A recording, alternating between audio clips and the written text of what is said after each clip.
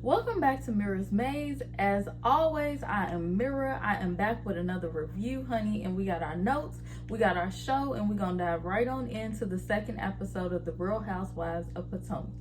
So we pick right back up where we left off, which was Karen and Giselle having it out at this dinner, honey. We continue to see the struggling chef come and barely even introduce the dishes. No passion, honey. At this point, she's just passing out food. We don't even know if she was really a chef. So Karen begins to tell them that the reason why she is so pressed about Giselle is because she wished death on her husband. And we like, when did that happen? When did that happen? So we get a flashback, honey, and we see 4 years ago when Ray said, you need to find you someone while the beauty's still there before it fades, blah, blah, blah. And in her confessional, we hear Giselle say, honey, Ray will be long gone and dead before this beauty fades, honey. He will be buried 6 feet under before this fades. Basically saying, I'm going to be beautiful forever. I'm going to be beautiful regardless. This is infinite. And was that wishing death on Ray? Absolutely not. Do I think that is why Karen is holding on to this beef? Absolutely not. Like, Miss Karen, I live for your reads, but I'm gonna also let you know when you are grasping for straws, and that's exactly what you're doing, honey. That was a reach. So of course Robin brings up the question, well, why is that an issue now? And if that was 4 years ago, why are we just now hearing about this? What about it? Like, why now? And she says, oh, my kids were young and they were hurting. Baby girl, flashback, your children were 19 and 27. They were not that young, and by the looks of it, not that hurt. You are grasping for straws. Just Miss Giselle is reaching when she says, honey, she's concerned about how her kids reacted to the stuff Karen is saying. You are grasping for straws. Now, Mia decides to input herself in the middle of this and says, I am good at reading people, and I can tell that Giselle just has a good heart. Let me say something though, because I'm a good judge of character, and she has a beautiful heart.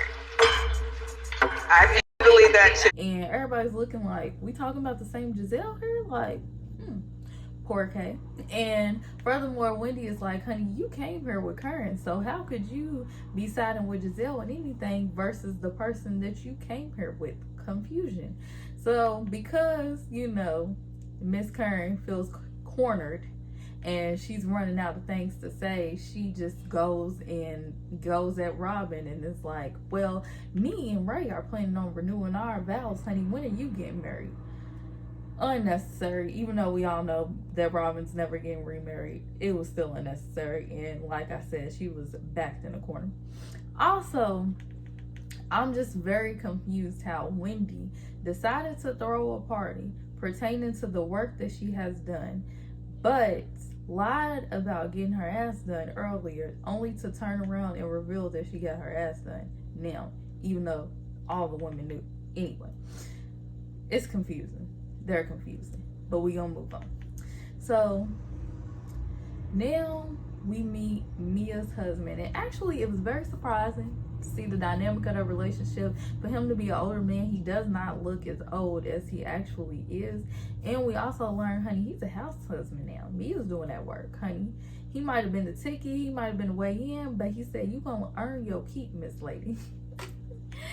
So it was definitely good to just see the dynamic of their relationship instead of just going off of that age difference, because 30 years is a big gap, and we all know the assumptions that come when it's younger women and older men. So once again, Ashley is talking to her mom, and she is subjecting us to having to hear about her sex life. I promise you, Ashley, we do not care. We do not need to hear that. That is information that I could have gone my whole life without being privy to, and I would have been A-okay. Like, please, just stop talking about it. We don't want to know the holes, the ins, the outs. We just don't want to hear it. Please stop. Please. So next we see Candace, and you know, she's feeling much better, and she's wearing one of her many hats, which is acting today, because we know she's acting, she's singing, she's doing this, she's doing that. And her husband is her husbander, and we learned that there's some friction there, which I don't understand why there wouldn't be. I mean, for one, he's not a manager anyway, so why is he your manager? We don't know, but we just gonna move on. So once again, we have to see Robin and Giselle putting on the front as if this relationship with her and Jamal was real. I mean, come on. Just stop. Just let Jamal go. He was a storyline for last season. Just say that. Just say that, because we know what it was, and y'all keep pretending like we don't know what it is, like y'all don't know what it is. So this is also Robin's first time being at the new house because of COVID and everything, and she says, you know, the interior is very beautiful, the outside looks very odd, and it very much does. I don't, the direction, I don't know, maybe she sees what I don't. It's out of my price range regardless, but honey, it just didn't look good to me. It looked very odd and misplaced. So Karen is feeling remorseful as she's telling Ray about how everything went down at the dinner the night before, and she's talking about how she wants to throw a love party and she wants to invite everybody. Now, how genuine all this is, I don't know. Like, it seems a little shady to me, especially since you know that Giselle is just getting out of this fake ass relationship. So I don't know why she would want to come to a party about anything pertaining to relationships, but we know that Robin or Giselle are going to come. So let's move on. So we see Wendy having dinner with her family, and you know, I like Wendy's little family. You know, they seem to be very funny, bring the entertainment, honey. And her mama said, I want my titties done, and I want y'all to pay for them. And if they not paid for by the end of December, I'm suing. I was like, honey, mama said she wants her titty done, so y'all better get them done. She's taking y'all straight to court, honey. I don't know how far that's gonna go, but we shall see. So then we see Karen and Ashley, and they are back in good graces. And you know, Karen is saying, even though me and Giselle are having our issues right now, I do not want that to affect anything that we have going or what we've worked towards. So just let that be that, and let us be us.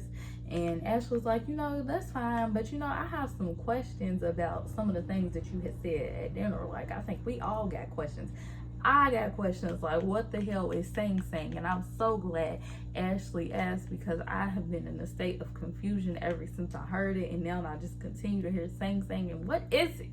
So we learned that saying is a jail in New York, and something that Karen just pulled out of her ass, like she tends to do when she runs out of things to say for argument's sake. So it's absolutely nothing. So Dean woke up while they were actually talking, and Miss Kern's face, honey, he saw it and he was no more good. Ashley said, you know, Kern's just a new face, so he's unfamiliar with it. But then she was like, but then again, Kern always has a new face, so shade. These girls are never one-liners, honey. So Karen ends up leaving so that little Dean can get some peace, honey, because that face. So Giselle tries to have a conversation with her daughters about relationships, honey, and they ended up just reading her for filth. Like, they tell her she needs more advice than she can give, so she just needs to stop, and I agree. So it's family party time. As we know, Robin nor Giselle are going to come. Surprisingly, Karen said that Candace said she was going to come, so I'm glad to see, you know, they're trying to get it together. So Karen says that she hopes that Ray seeing Gordon's bald head will influence him to let it go, because honey, he needs to. He really needs to. We also learned that Gordon has been married 3 times, so I don't know, Mia. I don't know. So Candace finally shows up, and she ends up extending an olive branch and inviting Karen to her house. So, you know, they're trying. So we're going to see how this goes. Everything seems to be going smoothly. You know, they're sitting Ashley is smashing the food, honey. She said, y'all know why I'm here. She's eating everything. She's enjoying it all, honey. And everything's all good until they get to talking about the Giselle and current situation. And, you know, it seems as if Mia's opinions of Giselle has completely changed. She went from saying that she has a good heart to saying that, you know, Kern's a real boss and she's not. And everybody's confused, like, wait, what was it? We thought you was a good judgment of character. Basically, Miss Kern got your ass together for not having her side, and now you all team Kern. So she said, well, you know, when I found out what she said and about wishing death on Ray, girl, nobody wished death on that man. They need to let that go because that sounds stupid as hell, and she already look a little stupid. So just saying stupid shit just needs to be let go of. So Ashley said, but I'm confused because after you found out what she said, you still got her number after the fact. So what was it? So Mia says, you know, I was just trying to bring the good energy like someone should have been doing as the host, a shot at Wendy. And honey, Miss Wendy was not having it. So they got to going back and forth because obviously they just don't like each other. And that's what it's going to be this season. So they would break that up and they end up playing a newlywed game, honey. And Wendy and Mia is giving faces the whole entire time. Like, it's like anytime either of them is speaking, the other one got something all over their face letting you know they don't like it. So we end up learning that Mia and Gordon had sex at Waffle House.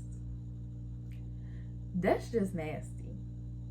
That's just nasty. I'm gonna tell y'all two things that I have never seen before. A sky that wasn't blue and a Waffle House where I would like to screw. Like, that's nasty. It sounds very unsanitary. Y'all got too much money for that. So we also learned that they met at a strip club where Mia was a bartender, honey, and none of the other women are convinced, and I'm not either, honey. Not even Karen. She was like, yeah, sure. She was like, honey, I seen a little movement from Mia and it's giving stripper. And you know, Ashley was like, I can only think of one reason you had to get some work done to that clit, and that's because you was sliding down that pup. So one of the questions came about who would your husband be attracted to outside of yourself? And you know, Candace was like, I already know, honey, Giselle, because he got a thing for Giselle, but I also think he would be attracted to Mia. And Gordon seems to play it safe and say, Kern, boy, out of all them women, Kern, try again. So then it seemed as if Wendy's husband was about to put Mia, and Wendy wasn't having it. She made him change his answer or whatever, and they ended up both putting A. He didn't answer it. I feel bad my client here. Okay. What does that say? Maybe make sure that it doesn't be like something else. Okay. All right. And Miss Mia was like, yeah, okay. She got him on a leash or whatever. But I'm like, I mean, that is her husband. Like, if I'm not fucking with her, don't put her name down. So I agree with Wendy on that. But it is given they just don't like each other. So we are going to definitely see more of the friction between Mia and Wendy this season, and I'm here for it. Y'all make sure y'all like this video and comment down below. Let me know what y'all thought, and of course subscribe, and I will see y'all on next week's episode.